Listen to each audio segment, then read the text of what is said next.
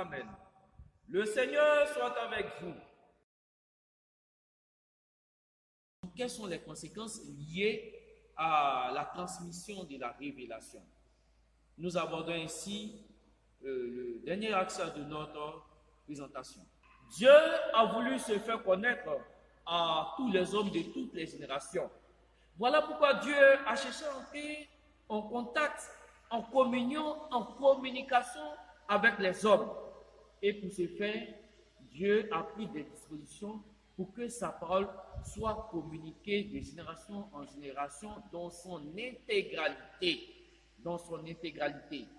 Ainsi, on peut affirmer sans l'ombre d'un doute que la Bible est sans erreur. Malgré que cette communication s'est faite de génération en génération, la Bible demeure sans erreur puisque Dieu a pris des dispositions pour qu'il y ait fidélité à cette parole. Comme nous l'avons vu précédemment avec la lettre de Saint Paul apôtre, la première lettre de Saint Paul apôtre au Corinthiens, au chapitre 15. Si vous le gardez tel je vous l'ai annoncé.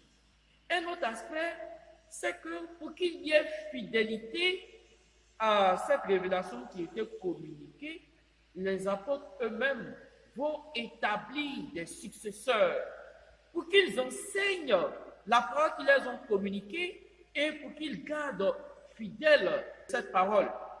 Et ces successeurs, ce sont les évêques.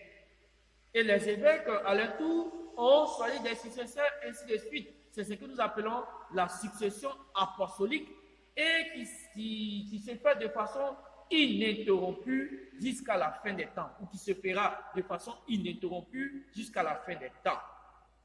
Ainsi, pour vérifier la qualité, ou disons la justesse d'un enseignement, il faut donc la fidélité à l'enseignement reçu des apôtres et conservé par les successeurs des apôtres. Il revient alors à ses successeurs des apôtres de continuer à enseigner ce que les apôtres ont transmis. Il leur revient d'enseigner.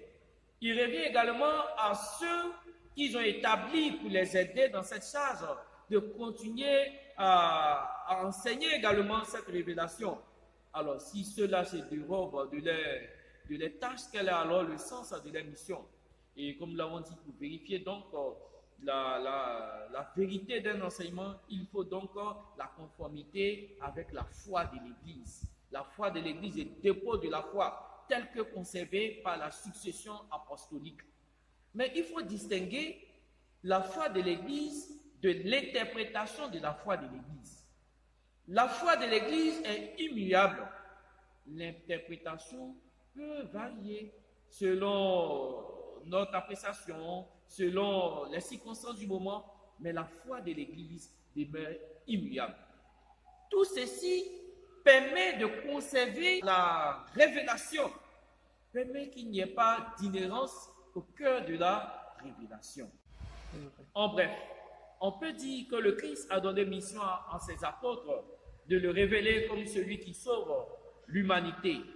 Et les apôtres ont accompli cette mission par deux voies. La première voie est par leur prédication, leur enseignement, leurs exemples, les structures ministérielles qu'ils ont instituées. Et la deuxième voie, à travers les écrits, eux ou les hommes de leur entourage qui ont mis également l'enseignement du Christ par écrit.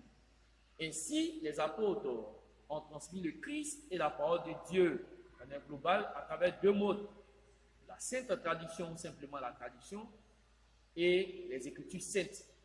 Ce sont donc deux modes de la révélation, deux modes de la transmission de la révélation qui ont même valeur.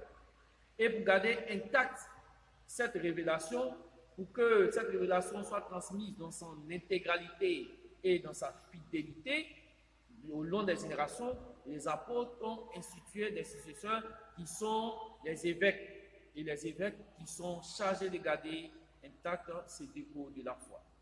Voici achevé cette sixième partie de notre formation. Que Dieu vous bénisse.